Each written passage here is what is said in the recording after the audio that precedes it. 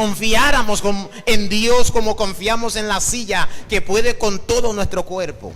Si cuando confiamos en el chofer que nos está trasladando de un lugar a otro.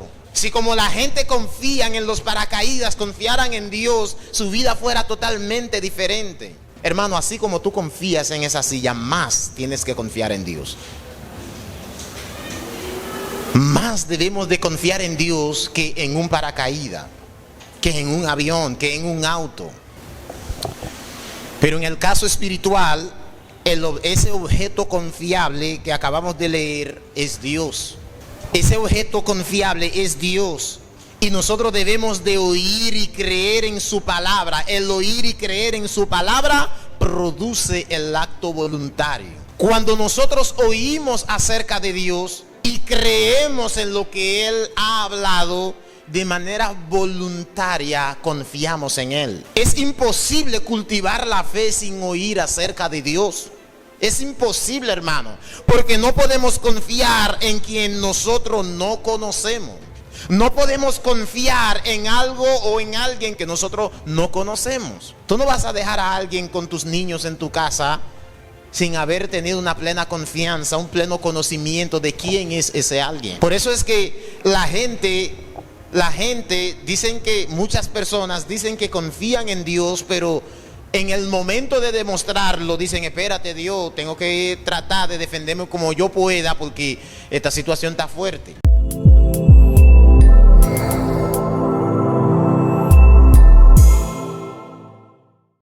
Hebreos capítulo 11, verso 1, 2 y 3, la palabra de Dios va a ser leída en el nombre del Padre, del Hijo y del Espíritu Santo. Amén. Es pues la fe, la certeza de lo que se espera, la convicción de lo que no se ve.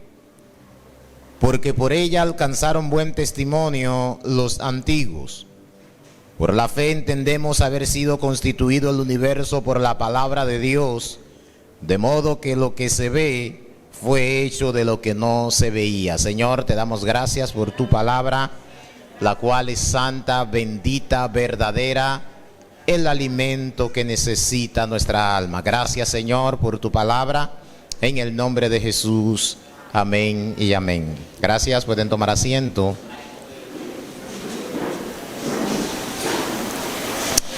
Gloria a Jesús. En el condado de Otsego, en el estado de Nueva York, hay una villa muy famosa llamada Cooperstown. En esa villa se encuentra el Salón de la Fama del Béisbol. El objetivo de todo pelotero es llegar a la fama, llegar al Salón de la Fama, a ese lugar. Y en ese lugar hay como un espacio, una especie de galería donde están las fotos de todos los peloteros que han sido miembros de ese salón, o sea, los que han llegado al Salón de la Fama. Se dice que en ese lugar hay alrededor de 342 peloteros que son miembros de ese salón porque una vez llegaron al Salón de la Fama. De la República Dominicana hay como 5 peloteros, gloria al Señor, que llegaron al Salón de la Fama. Algunos de ellos son Juan Marichal, Pedro Martínez, Adrián Beltré y otros. Pero en este capítulo 11 de la carta a los Hebreos podemos encontrar una galería lleno de nombres de hombres y mujeres que pasaron al Salón de la Fama espiritual de la fe.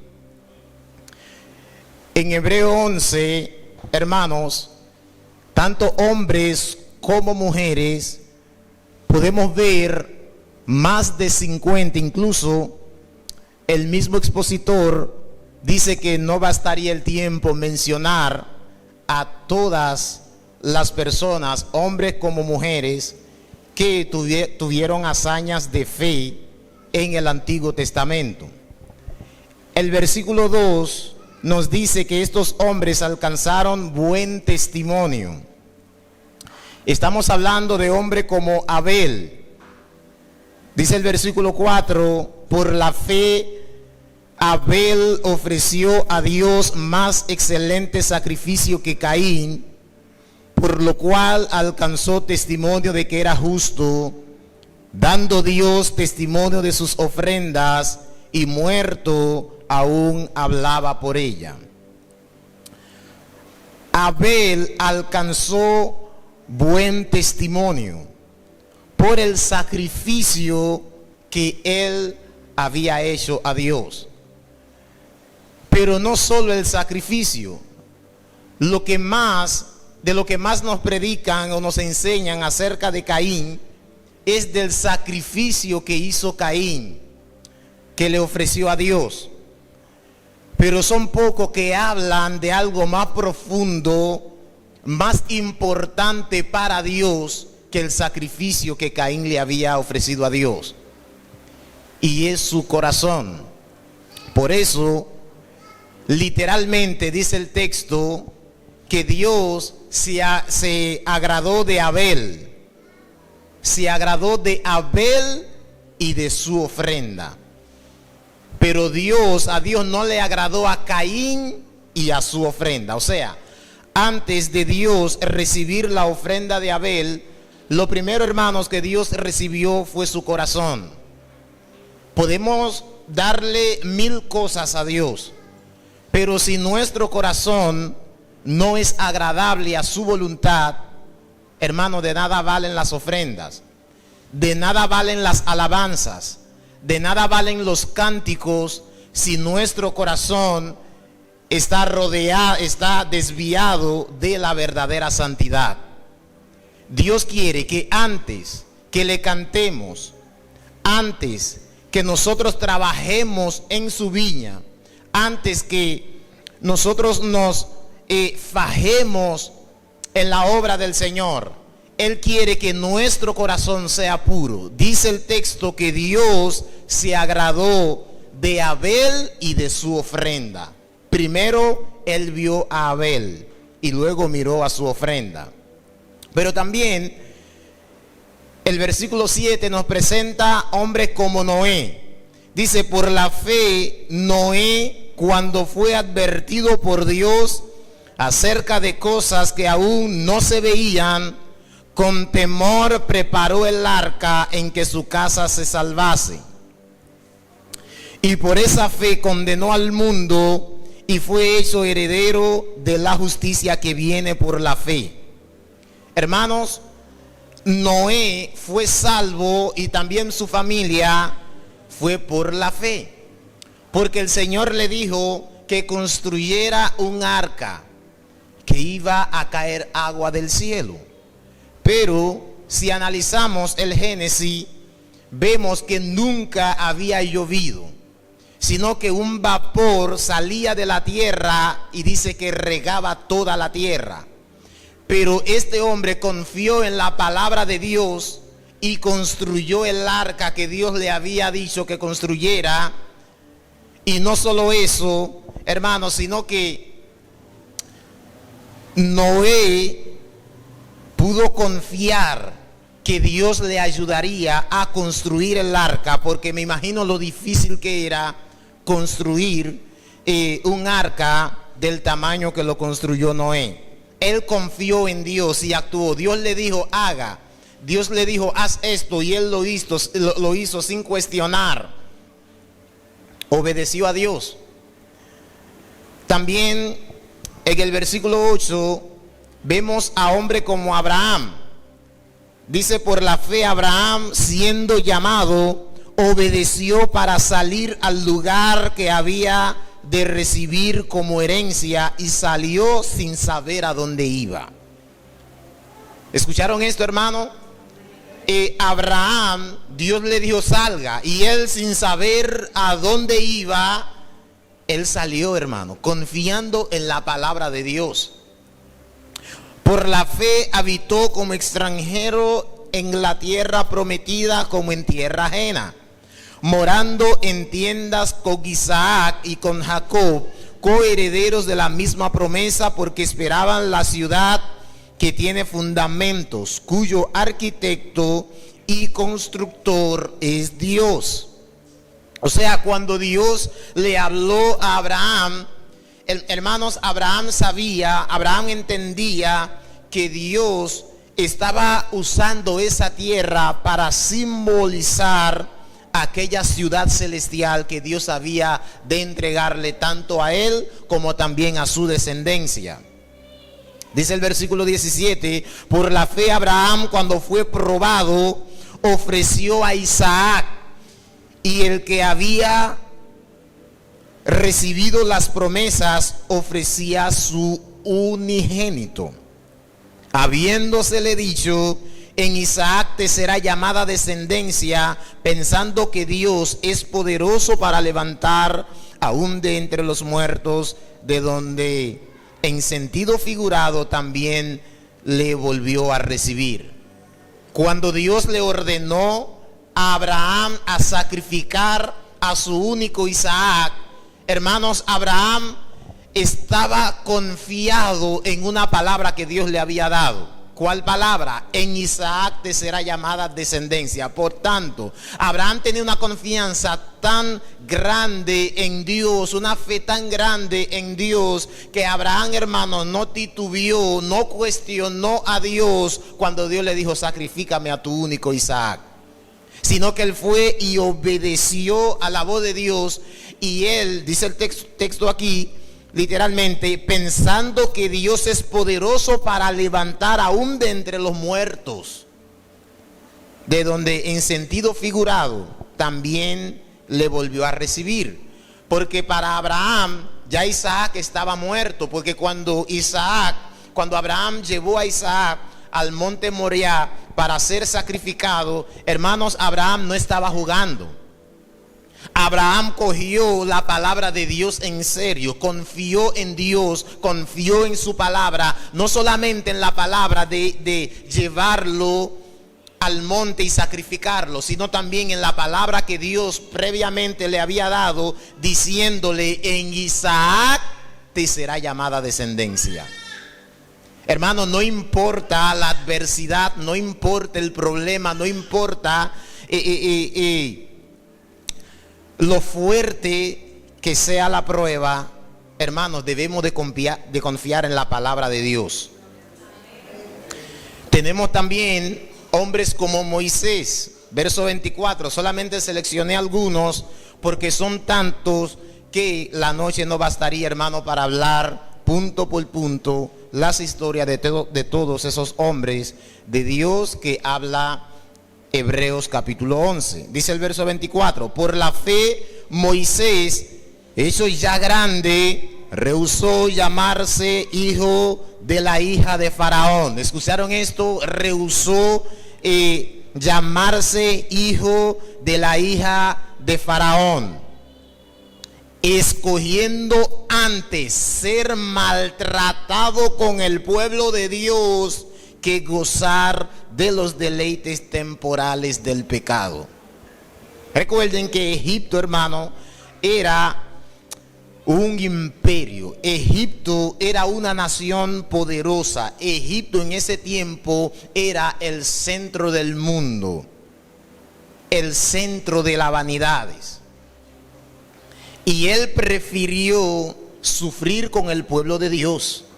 Prefirió sufrir con los hijos de Israel. Prefirió, hermano, poner su mirada en el propósito, en el plan de Dios, y no entregarse a los deleites del pecado que se encontraba en ese mundo que vivía Moisés. Teniendo por mayor riqueza, dice el verso 26, el vituperio de Cristo que los tesoros de los egipcios. ¿Usted escuchó eso, hermano? Teniendo por mayor riqueza el vituperio de Cristo que los tesoros de los egipcios. Este hombre entendía, mis hermanos, que los martirios de Cristo. Los vituperios de Cristo iban a provocar salvación, no solamente para Él, sino para todos aquellos que creen en Jesús.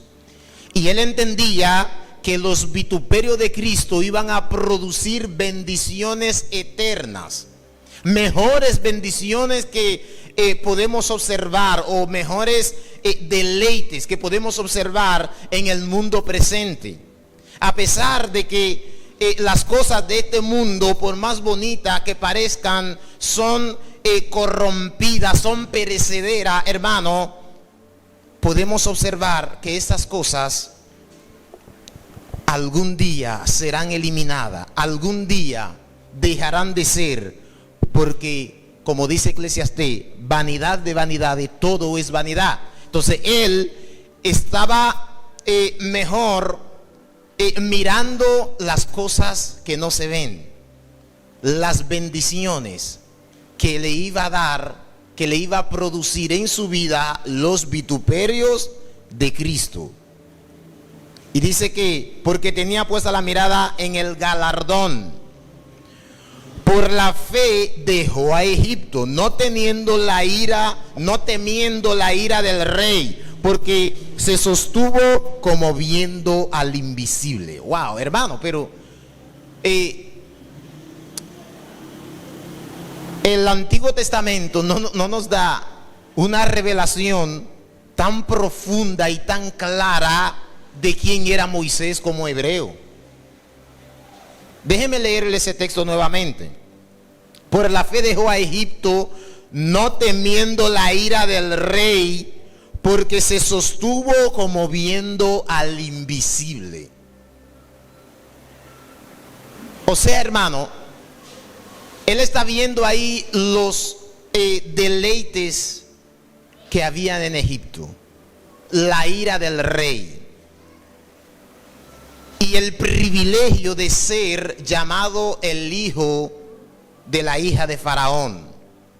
Todo eso lo dejó, mis hermanos, viendo qué cosa, viendo al invisible, viendo a alguien que todavía no había sido manifestado en carne de manera visible para que los hombres lo vieran, Jesús. O sea, Jesús, aunque él no estaba presente en carne en los días de Moisés, hermano, su mirada estaba más puesta en Jesús que en el rey, que en la hija del faraón, y que también los deleites que habían en Egipto. Es el mismo llamado que Dios nos hace a cada uno de nosotros. Debemos de mirar a Jesús. Incluso el capítulo 12 sigue hablando de la fe y dice que debemos de poner los ojos, nuestra mirada en el autor y consumador de la fe, que es nuestro Señor y Salvador Jesucristo. Mis hermanos, no permita que las cosas de este mundo nos desenfoque nuestra mirada en nuestro Señor y Salvador Jesucristo.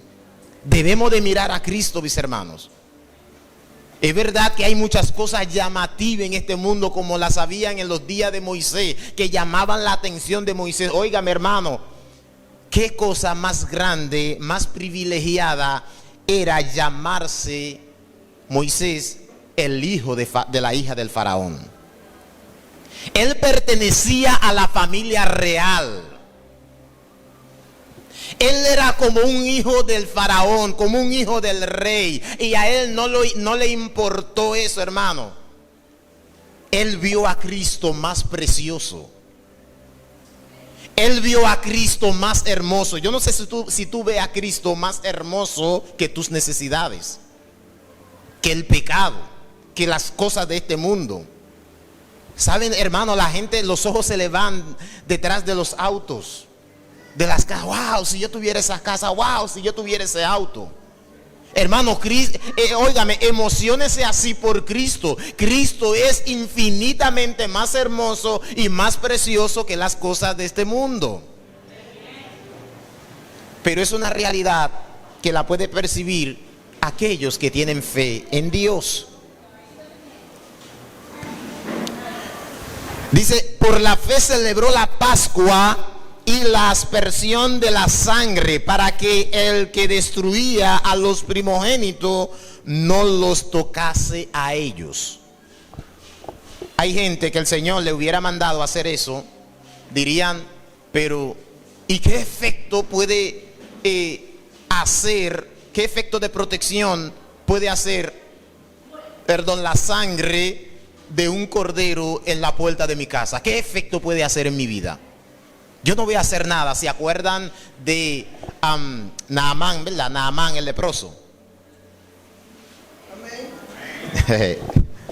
Cuando el profeta le dijo, lávate 7 veces en el Jordán, este señor se quilló,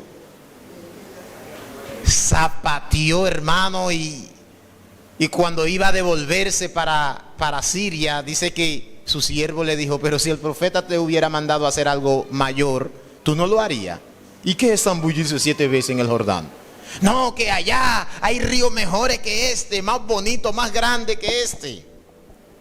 Hermano, vaya, zambúllese 7 veces en el Jordán. Porque muchas veces, hermanos, queremos cuestionar a Dios. Sabemos que cuando él se zambulló, dice que la piel se le volvió como la piel de un niño, limpiecito. A Dios lepra. Porque no se trata, porque la solución no estaba, hermanos, en el agua. La solución estaba en Dios a través de la obediencia de Naamán. La bendición estaba en Dios a través de la confianza y la obediencia de Naamán, el zambullirse en el agua. No se trata, hermano, como nosotros queremos. No se trata de que por aquí es más fácil. Sino se trata, hermano, de obedecer a Dios. Moisés no cuestionó a Dios como lo hizo tiempo después Naamán, sino que él, hermano, buscó los corderos, y por familia, como dice el texto, un cordero, y esa sangre pintaban el dintel, la untaban en el dintel de cada casa, y cuando la muerte pasaba veía la sangre y pasaba de largo. No era que en la sangre de esos corderos había un poder, hermano, que podía evitar que el ángel de la muerte entrara. No, sino, hermanos, que el Señor estaba usando esa sangre para simbolizar la sangre de Cristo que iba a ser derramada por nosotros en la cruz del Calvario, la cual nos libra de la muerte. Así como la sangre de ese cordero, cuando fue puesta en el dintel de las casas, hermanos, la muerte pasó de largo. Así mismo la muerte no tiene poder sobre nosotros, porque ya la sangre de Cristo nos ha limpiado de todo pecado. Wow, hermano, qué bendición. La muerte es lo más temido por el hombre. Lo más temido por el hombre es la muerte. Nadie quiere morir, pero la gente no quiere morir por no querer morir, sino que la gente no quiere morir porque saben la consecuencia que viene después de la muerte por haber vivido una vida a espalda a Dios. La gente no quiere morir por eso. Siempre tienen la esperanza de recibir a Cristo como su Salvador. No lo hacen hasta que lamentablemente lo que le temen le sobreviene, que es la muerte y su consecuencia. Por la fe pasaron el mar Rojo como por tierra seca, e intentando los egipcios hacer lo mismo, fueron ahogados. Hermano, esa gente confiaron en Dios para pasar en medio del mar, donde dice que las aguas a su derecha y a su izquierda le servían de muro. Hay que tener fe, hermano, para decir, Dios me va a guardar, que las aguas no se van a unir nuevamente. Pero como esa protección divina no era para con el pueblo egipcio, hermanos, cuando ellos se metieron, dice que se ahogaron. Por la fe cayeron los muros de Jericó, verso 30, después de rodearlos 7 días. Por la fe Rahab la ramera no pereció juntamente con los desobedientes, habiendo recibido a los espías en paz. Hermanos, los muros de Jericó no fueron derribados por la vuelta que ellos dieron. Fue por la confianza que tenían en Dios. Por la confianza que tenían en Dios. Y al confiar en Dios, hermano, hicieron lo que Dios le dijo que hiciera. No es en la vuelta que está el secreto, es en la confianza en Dios y en la obediencia a Dios. Conforme a la fe, murieron todos estos sin haber recibido lo prometido, sino mirándolo de lejos y creyéndolo, y saludándolo, y confesando que eran extranjeros y peregrinos sobre la tierra. Lo que Dios le prometió a estas personas, ellos no lo llegaron a ver, mis hermanos, pero ellos estaban conscientes que eran peregrinos y extranjeros sobre la faz de la tierra. Ellos sabían, hermano, que Dios estaba usando a la Canaán terrenal como un ejemplo, como la realidad que se iba a manifestar para estos hombres después de la muerte, la Canaán celestial. Ellos lo sabían, estaban conscientes, por eso vivieron en esa tierra como extranjeros. Dice el versículo 15, porque los que esto dicen claramente dan a entender que buscan una patria. Verso 15, pues si hubiesen estado pensando en aquella donde salieron, ciertamente tenían tiempo de volver, pero anhelaban una mejor, esto es celestial, por lo cual Dios no se avergüenza de llamarle Dios de ellos, porque les ha preparado una ciudad. Todo lo que vemos aquí, hermanos, todo lo que podemos ver aquí en la vida de estos hombres, es que ellos estaban confiando en Dios, pero no en las promesas que Dios le había dado de que habían de recibir cosas materiales, sino que ellos entendían que Dios había de bendecirlos con la salvación del alma, con las cosas espirituales, y de manera específica, de manera especial, hermano, ellos entendían que Dios le estaba hablando de Cristo. Porque recuerden, este libro fue escrito, o esta carta fue escrita a esos hermanos cristianos hebreos, para que ellos pudieran entender y comprender que todo lo que dice la ley apuntaban hacia nuestro Señor y Salvador Jesucristo. Jesús es la Canaán prometida. Jesús, hermano, es nuestro día de reposo. Jesús es esa leche, esa miel que habla la Biblia de la tierra prometida ahí en Palestina. Jesús, hermano, es todo lo que nosotros necesitamos y es toda la promesa de Dios para los hombres, nuestro Señor y Salvador Jesucristo. Todos ellos fueron guardados, protegidos y bendecidos. ¿Por medio de qué? Por medio de la fe. Dios no usó otra cosa, hermano, para guardar y proteger la vida de estos hombres y llevarlos también al propósito. No, hermano, Dios usó solamente la fe de ellos. La fe de ellos se usó como motor para llevarlo al propósito.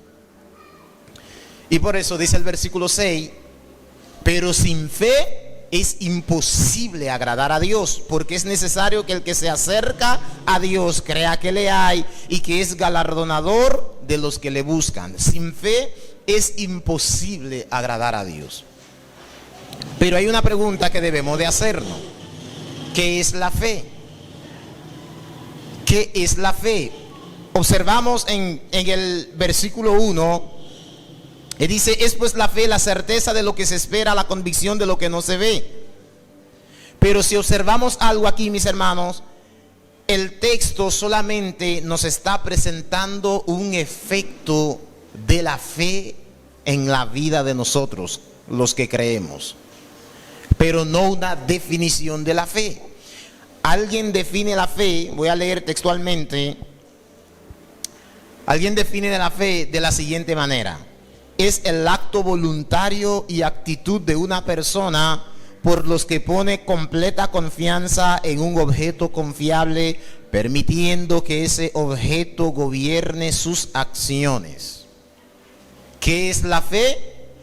La fe es el acto voluntario de una persona por los que pone completa confianza en un objeto confiable, permitiendo que ese objeto gobierne sus acciones y su vida. Podemos hablar de objetos como un auto. De manera voluntaria nosotros tenemos confianza en los autos. Cuando nosotros nos montamos en un auto, no pensamos que ese auto se va a accidentar. Nosotros estamos pensando que vamos a llegar a nuestro destino. Cuando tú te montas con un chofer de experiencia, usted no tiene temor, pero cuando se monta con alguien con poca experiencia, usted tiene mucho temor. Tal vez no se monta, o tal vez si ves alguna irregularidad, ¿verdad?, en su manejo en la pista, fácilmente usted se desmonta. Pero cuando usted sabe que es un chofer con experiencia, usted va tranquilamente, incluso hay gente que al lado del chofer hasta se van durmiendo por la confianza. Ese chofer es un objeto en el cual la persona o las personas que están montadas en ese vehículo confían en él de que él lo llevará a su destino. Por ejemplo, estamos tomando algunos ejemplos para definir lo que es la fe. Fe es confiar, depositar nuestra confianza en un objeto de manera voluntaria. Por ejemplo, cuando usted se sentó en esa silla, usted nunca pensó que esa silla se puede caer contigo. Tal vez lo está pensando ahora porque yo lo estoy diciendo. Pero cuando usted se sentó, eso no pasó por tu mente. Me gustaría preguntar por la mente de quién pasó cuando se iba a sentar en su silla, pensó que se podía caer. Usted nunca lo pensó. Usted se sentó con confianza y ya. Tal vez ahora te arregla los pies un chin pensando. Porque ciertamente hay sillas que se abren. Pero usted tiene una confianza total en esa silla, de tal manera que usted le ha confiado todo el peso de su cuerpo. Está sentado tranquilo ahí. Por ejemplo, confiar en un paracaídas. Yo admiro a aquellos que tienen confianza en los paracaídas. Hermano, saltar de una altura, dije que ese paracaídas es seguro, hermano, míreme. Para eso yo no tengo fe.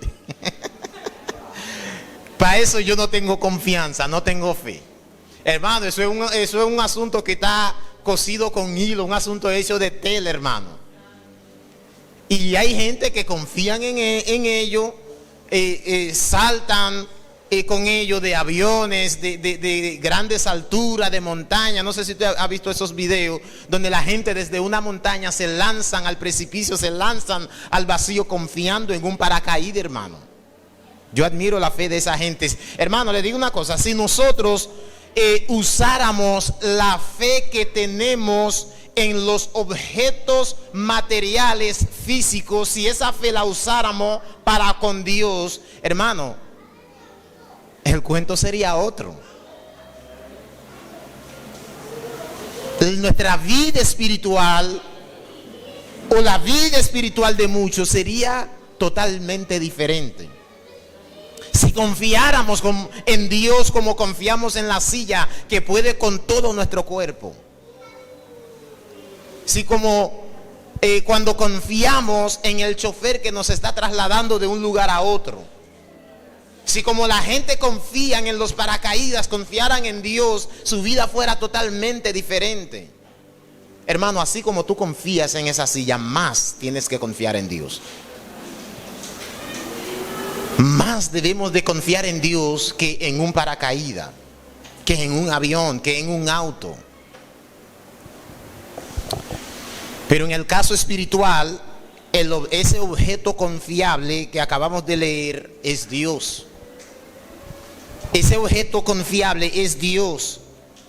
Y nosotros debemos de oír y creer en su palabra. El oír y creer en su palabra produce el acto voluntario.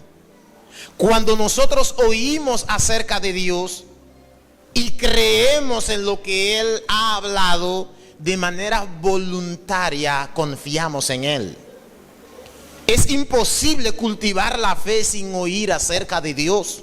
Es imposible, hermano, porque no podemos confiar en quien nosotros no conocemos. No podemos confiar en algo o en alguien que nosotros no conocemos. Tú no vas a dejar a alguien con tus niños en tu casa sin haber tenido una plena confianza, un pleno conocimiento de quién es ese alguien. Por eso es que la gente dicen que muchas personas dicen que confían en Dios, pero en el momento de demostrarlo dicen: espérate, Dios, tengo que tratar de defenderme como yo pueda porque esta situación está fuerte. A la hora de la verdad, hermano, muchos creyentes no demuestran que confían en Dios.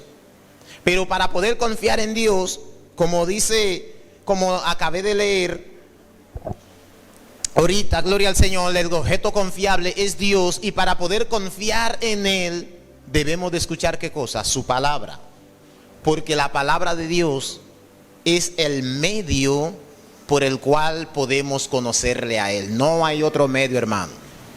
Iglesia, no hay otro medio por el cual podamos conocer a Dios que no sea por medio de su palabra. Y como les decía a los hermanos en la doctrina, por eso el enemigo no quiere que nosotros leamos la Biblia. Porque si nosotros leemos la Biblia, vamos a conocer a Dios. A usted o a nosotros en algún momento, ¿verdad?, en el pasado, se nos enseñó que conocer a Dios es a través de grandes experiencias misteriosas. Wow, yo tuve una revelación, yo conozco a Dios. No, hermano, es a través de su palabra. Es verdad que las experiencias nos ayudan a conocer a Dios, claro que sí, pero, hermanos, la palabra de Dios es el medio principal y más seguro por el cual podemos conocer a Dios. Porque las revelaciones y las experiencias a veces se manifiesta también el diablo. Y muchos son engañados por visiones carnales, diabólicas y satánicas, creyendo que es Dios que le está revelando y que es Dios quien se está manifestando. Hay un medio que es seguro donde el diablo no se puede manifestar, y es la palabra de Dios. Por eso dice Romanos capítulo 10, versículo 14 al 17: ¿cómo pues invocarán a aquel en el cual no han creído? ¿Cómo pueden escuchen esto bien, hermano, escuchen bien esa lectura? ¿Cómo pues invocarán a aquel en el cual no han creído? ¿Ven? No puede, el que no cree en Dios no puede invocar a Dios. No puede invocar y creer en Dios. ¿Y cómo creerán en aquel de quien no han oído? ¿Cómo creerán en aquel de quien no han oído? ¿Y cómo oirán sin haber quien les predique? ¿Ven? Para creer hay que oír de Dios, y para oír de Dios alguien tiene que predicar a Dios. ¿Escucharon eso, hermano? Para poder confiar, creer en Dios, hay que oír acerca de Dios. Y para que nosotros oigamos, escuchemos acerca de Dios, alguien tiene que predicar de Dios. Ven que no podemos predicar otra cosa, hermano, en nuestros sermones. Ven, hermano, no podemos predicar otra cosa que no sea a Dios. No podemos predicar otra cosa que no sea Dios. ¿Y cómo predicarán si no fueren enviados? Los que han de predicar tienen que ser enviados. preparado y enviado. Como está escrito, cuán hermosos son los pies de los que anuncian la paz, de los que anuncian buenas nuevas. Mas no todos obedecen al evangelio, pues Isaías dice: Señor, ¿quién ha creído a nuestro anuncio? ¿Quién ha creído a nuestro anuncio? Dice el profeta Isaías. Pero hay algo que me llama la atención en lo que dice Isaías, en lo que dice el texto: mas no todos obedecen al evangelio. No todos obedecen al evangelio. Y esa palabra está haciendo referencia a los dichos de Isaías, del profeta Isaías. O sea, el evangelio, cuando Cristo comenzó predicando las buenas nuevas de salvación, hermanos, no fue ahí que comenzó la predicación del evangelio. La predicación del evangelio comenzó desde el Génesis. Hasta Isaías predicó del evangelio. Porque la palabra evangelio significa buenas nuevas, una buena noticia para ti. Y la predicación del evangelio o de esa buena noticia comenzó, hermanos, desde el Génesis. Y el primero que predicó el evangelio fue el Dios mismo. Cuando le dijo a Adán y a Eva, principalmente a Eva, que de ella iba a salir una simiente, alguien, un hijo que iba a herir la simiente de Satanás, que es el pecado. Es una buena noticia. O sea, tú caíste en el pecado, pero vendrá alguien que va a vencer al pecado y será restaurado nuevamente en tu lugar. El evangelio comenzó a ser predicado desde el Génesis. Y hermano, y a través de todo el Antiguo Testamento, todos los profetas, todos esos hombres de Dios que se dedicaron a la enseñanza, predicándole al pueblo, tratando de enderezar al pueblo a la voluntad de Dios. Todo lo que ellos hicieron, hermano, fue predicar el evangelio, predicar la buena noticia. Pero debemos de entender que en ese tiempo el evangelio no estaba revelado de la manera como es revelado en el Nuevo Testamento, pero ya es otro tema. Pero el texto lo que nos está diciendo es que el evangelio, aunque se predica, no todos van a obedecer, no todos van a creer en lo que dice el evangelio. Porque, hermanos, son muchas las iglesias, son muchos los ministros que cambian la predicación del evangelio por show en las iglesias, por entretenimiento y por cuantas cosas que están lejos del evangelio. Y la Biblia nos está diciendo la única vía, la única manera que el pecador puede depositar su confianza en Jesús es escuchando a Jesús por medio de su palabra. Pero para poder escuchar a Dios, para poder escuchar a Jesús, alguien debe de predicar a Jesús. Y por eso nosotros estamos llamados a predicar el evangelio, no otra cosa. ¿Cuántos dicen amén?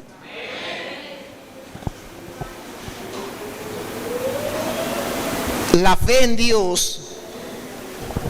Dios significa básicamente dos cosas. Y la primera es recibirlo y confiar en Él personalmente. Recibirlo, lo recibo, pero confío en Él. Pero Él y yo tenemos una relación personal. Él y yo tenemos una relación de amistad. Hermanos, si nosotros no tenemos una relación con Dios, nuestra fe es falsa. Y obviamente cuando hablamos de relación, estamos hablando de dos personas que conviven juntos, que comparten juntos, que, hermanos, dos personas que se relacionan entre sí. Un esposo, una esposa, un amigo con otro amigo.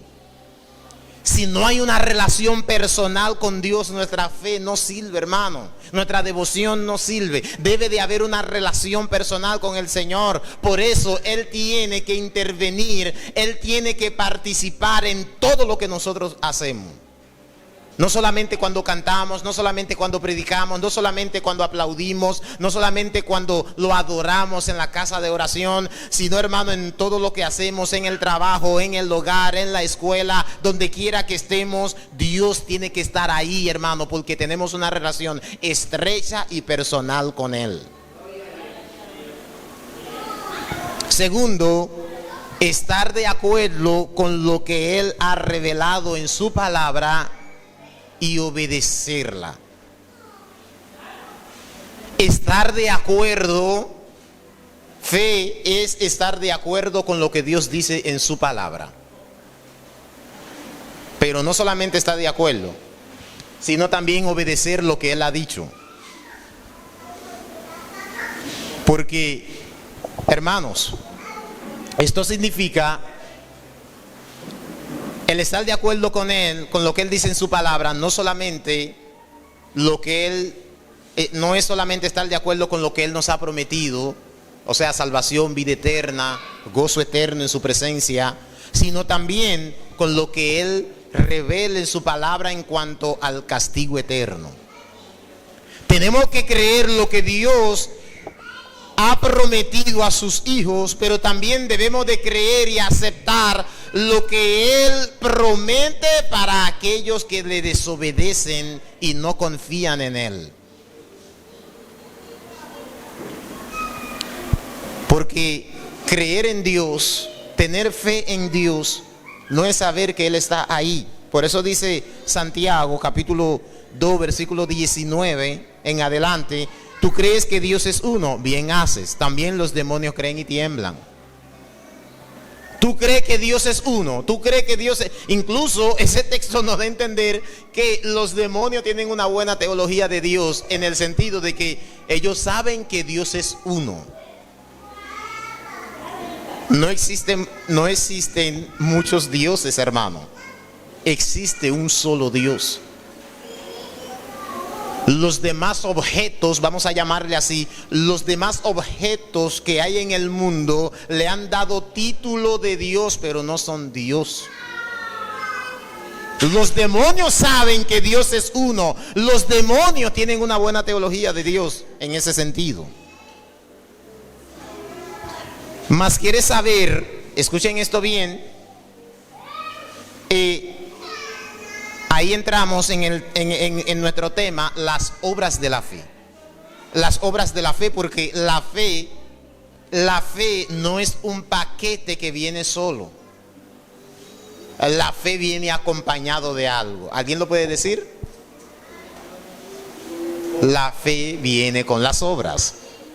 La fe no viene sola. La fe viene con obras. Sigue diciendo Santiago: mas quieres saber, hombre vano, que la fe sin obra es muerta. ¿No fue justificado por las obras Abraham nuestro padre, cuando ofreció a su hijo Isaac sobre el altar? O sea, la fe que Abraham tenía en Dios, la confianza que Abraham tenía en Dios, no fue, hermanos, una confianza de conocimiento, una confianza intelectual. Confío en Él, pero en mi mente, a la hora de probarlo con las obras, no, espérate, no, hermano. No, dice el texto que Abraham, nuestro padre, cuando ofreció a su hijo, fue justificado por las obras. Obviamente las obras solas no justifican a nadie. Somos justificados por medio de la fe, pero no la fe sola, sino una fe viva, una fe que obra, una fe que está en acción. Y se cumplió la escritura que dice: Abraham creyó a Dios y le fue contado por justicia y fue llamado amigo de Dios. Fe, hermanos, es abandonar toda confianza en nuestros recursos y capacidades y depender totalmente de la misericordia de Dios. depender totalmente de la misericordia de Dios. Tú dependes de la misericordia de Dios para tu salvación. Tú no vas a ser salvo por tu capacidad intelectual. Tú no vas a ser salvo por las veces que tú has ofrendado, por las veces que has ayunado, por las veces que tú has ayudado a los demás. Tú no vas a ser salvo por nada de eso. Debemos de quitar nuestra confianza, hermano, porque muchas veces nuestra confianza, la zapata de nuestra confianza, a veces son las obras. Y todo aquel que confía en su propia capacidad, en su propia prudencia, para pasar por bueno delante de Dios, está quemado, hermano, está quemado. Somos salvos únicamente por medio de la fe. Fe es, literalmente, permíteme leerle esto, fe es el vuelo del pecador penitente. No sé quién escribió esto, pero me llamó la atención. Fe es el vuelo del pecador penitente a la misericordia de Dios en Cristo, que capacita a la persona para decir: en fe salvadora abandono mi incredulidad y confianza en mí mismo y tomo a Cristo. Confiadamente pongo en Él mi destino eterno.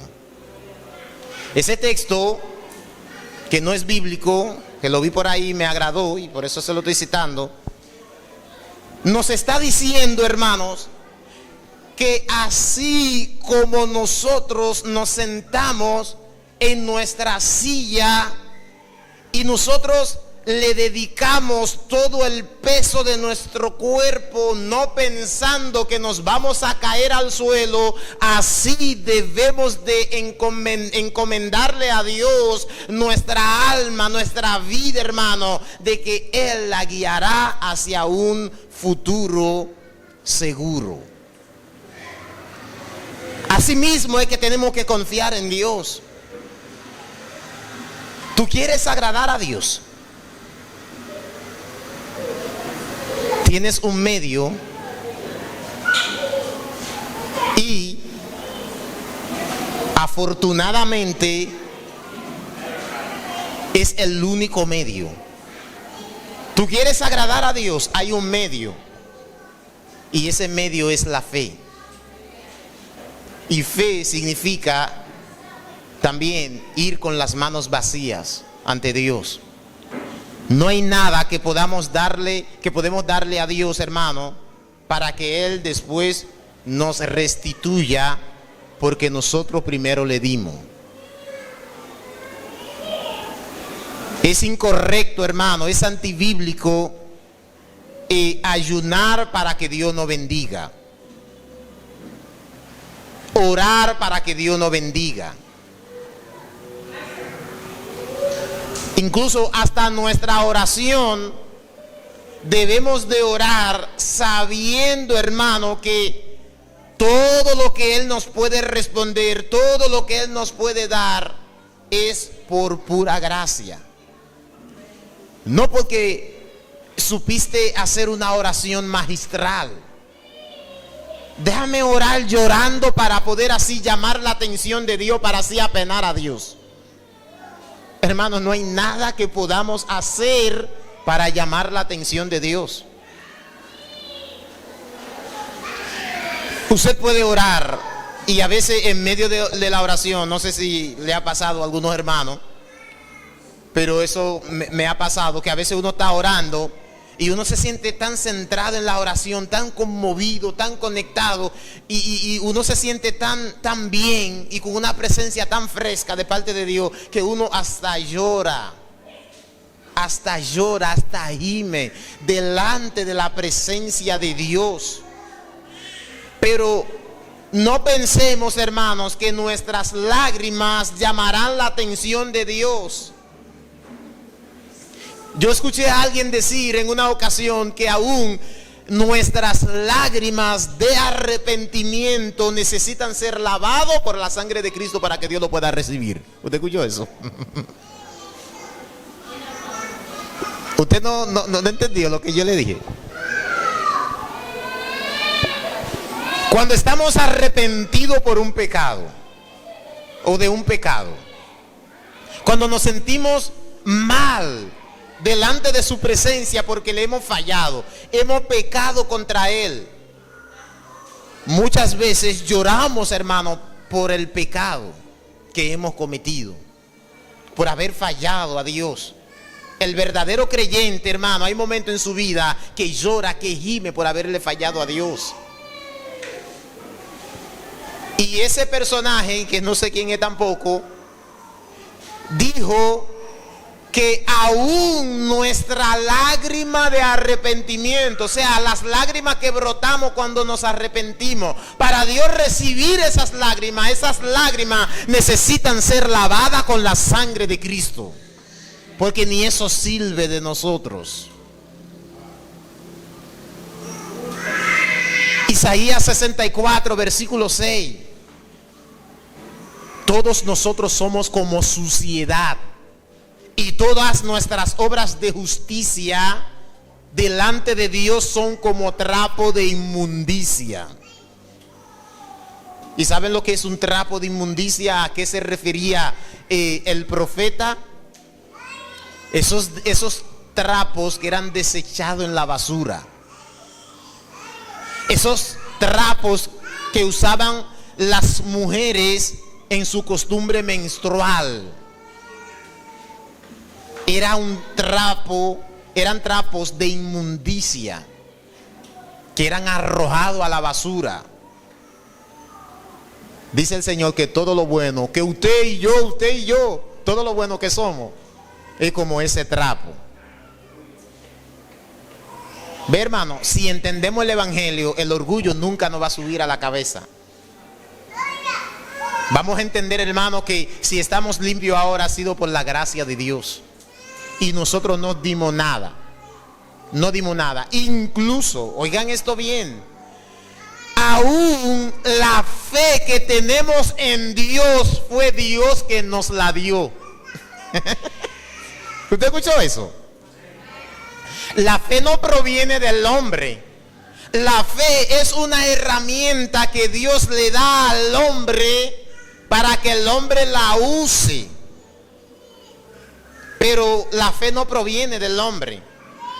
Usted escuchó el texto que leímos en Romanos. La fe viene como, oigan cómo es que nace la fe. La fe viene por el oír la palabra de Dios. O sea, al escuchar la palabra de Dios, al escuchar el evangelio, al escuchar, hermano, a Cristo, por medio de escucharle, hay algo misterioso que sucede, y es que por medio de escuchar su palabra nace la fe. O sea, la fe nació de su palabra, no de nosotros. ¿Usted escuchó eso, hermano? La fe nació de la palabra de Dios y no de nosotros. Y esa fe es una herramienta que Dios nos ha dado. Y ahora nosotros la usamos como puente. La usamos como motor, la usamos, gloria al Señor, como un transporte para poder llegar a Dios. Bendito sea Cristo por siempre. ¿Tú quieres agradar a Dios? Es por medio de la fe. Pero como dice Santiago, la fe nuestra no debe de ser una fe intelectual. La fe no debe de ser simplemente una fe intelectual. Es una fe que debemos de llevar, hermanos, al terreno de la prueba. Es una fe que debemos de llevar a la acción. No una fe muerta, intelectual, y creo en Dios y ya. No, hermano. Estos hombres que leímos como Abraham no creyó intelectualmente y ya, sino que él obró. ¿Cuál es la obra que tú tienes que hacer? Imitar a esos hombres.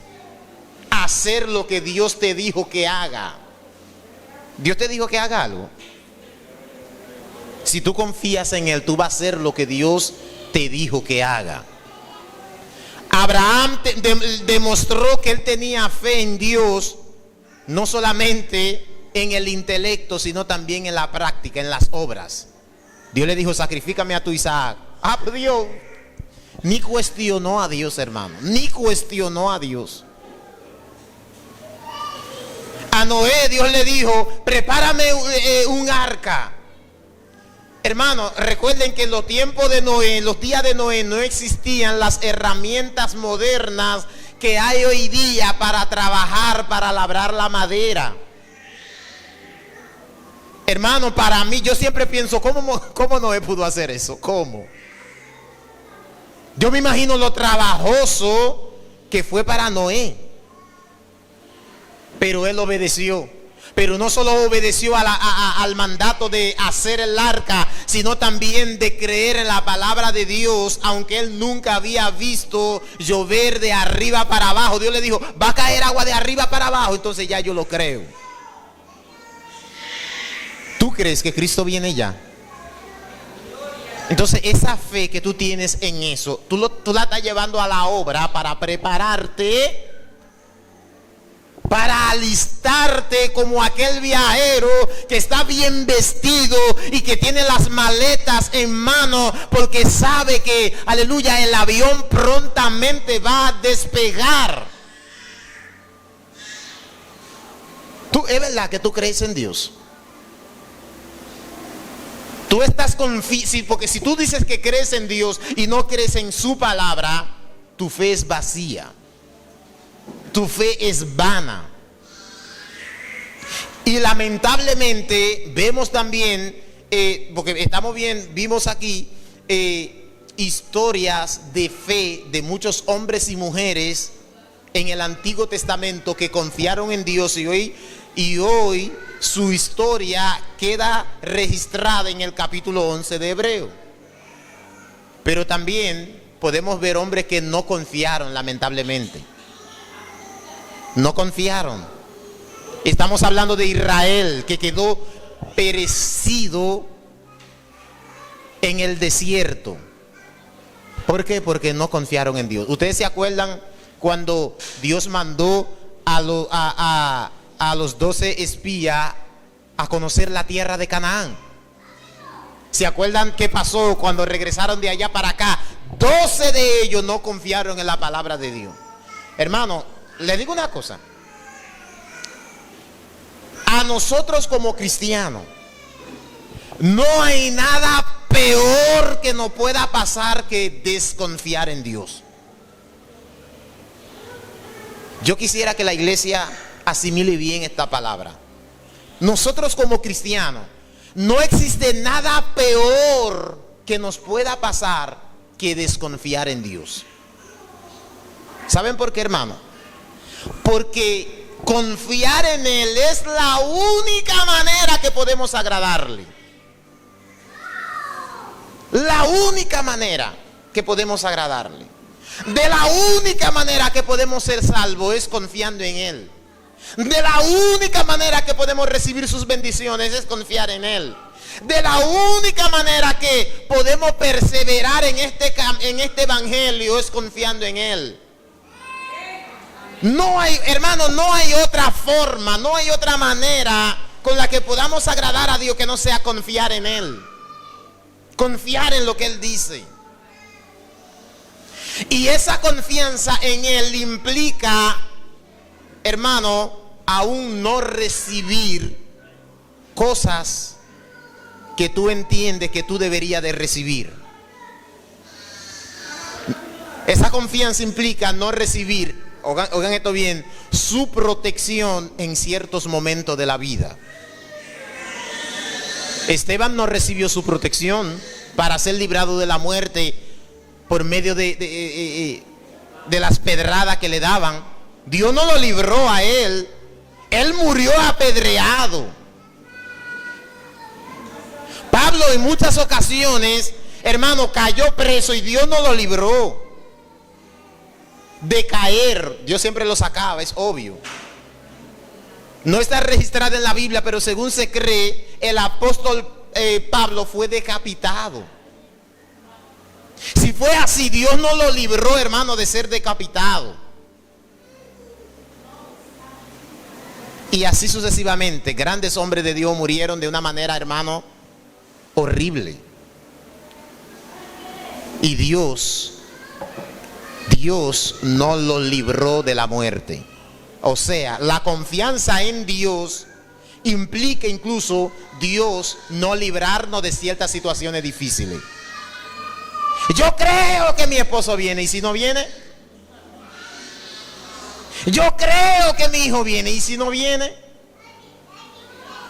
Por eso los tres los tres jóvenes en Babilonia, Sadrach, Mesach y Abednego, dieron un gran ejemplo de fe. ¿Qué dijeron ellos? Oiga, el rey, cuando el rey hablaba, todo el mundo temblaba. El rey habló diciendo: ¿es verdad lo que yo escucho de ustedes? Que al oír el son de la bocina, de la trompeta y de todos esos instrumentos musicales, para postrarse delante de la estatua que he preparado.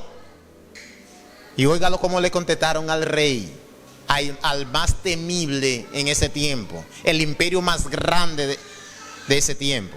Oiga cómo le contestaron: no es necesario responderte sobre este asunto. ¿Usted escuchó eso, hermano? No es necesario responderte sobre este asunto, porque he aquí, oigan esto bien, he aquí nuestro Dios nos librará de tu mano. Pero ellos no se quedaron ahí. Dijeron: aunque no nos libre. O sea, ellos tenían en mente que Dios también podía permitir su muerte, porque ellos conocían la palabra. Ellos sabían que muchos profetas, siervos temerosos de Dios, habían muerto por mano de los judíos. Ellos sabían que Dios no le impidió su muerte. Hermano, oigan esto bien. Esos tres jóvenes, la confianza que tenían en Dios no era que Dios lo iba a librar del fuego. ¿Escucharon eso? La confianza que ellos tenían en Dios no era pensando que Dios lo podía librar del fuego, lo iba a librar del fuego, sino que la confianza que ellos tenían en Dios era una confianza tan grande que estaban, hermanos, dispuestos a morir en el fuego por causa de Dios. Si tu fe no te lleva a elegir por Dios en el momento más difícil de tu vida, hermano, habría que cuestionar esa fe. Si nuestra fe no nos lleva a elegir por Dios en el momento más difícil de nuestra vida, hay que averiguar esa fe, hay que investigar esa fe. ¿Cuánta gente no eligen por la mentira en ciertos momentos? Cosas leves, hermano. Hermano, hay cristianos, oigan esto bien, por si lo hay aquí, hay cristianos que por cualquier cosita mienten, pecan contra Dios. Cualquier cosita los saca de la confianza y de la fidelidad. ¿Saben lo que dicen? Después vuelvo. Hermano, si ese es tu estilo de vida y siempre con un después vuelvo, el corazón se te va a parar y no te va a dar tiempo de volver. En una mentira, en un camino pecaminoso semejante, no te va a dar tiempo de devolverte. Así que, mis hermanos, nuestra confianza debe de ser constante. Nuestra confianza, nuestra fe en Dios debe de ser constante. Debe de ser persistente a costo de cualquier cosa de este mundo. A costo de cualquier cosa de este mundo. Como lo vimos con Moisés, que prefirió el dejar ser llamado hijo de la hija del faraón. Abandonó, expulsó, desechó los deleites de Egipto. Y así sucesivamente. Todos estos hombres dejaron su comodidad, confiaron en la palabra de Dios y caminaron en ella. Hermanos, ¿tú quieres agradar a Dios? Usa la fe. Usa la fe, no solamente tu mente. Ay, yo creo que es así, es verdad, yo creo que es así. No, a la hora de la prueba, a la hora de la verdad, a la hora del escenario, hermanos, pongamos nuestra fe a funcionar. Porque la fe del cristiano no es una fe, hermano, estática. No es una fe, hermano, que no se mueve. Es una fe que se mueve. Es una fe, hermano, no es una fe pasiva, es una fe activa. Esa es nuestra fe con la cual agradamos a Dios. Al nombre de Cristo, a su nombre. ¿Alguien tiene alguna pregunta?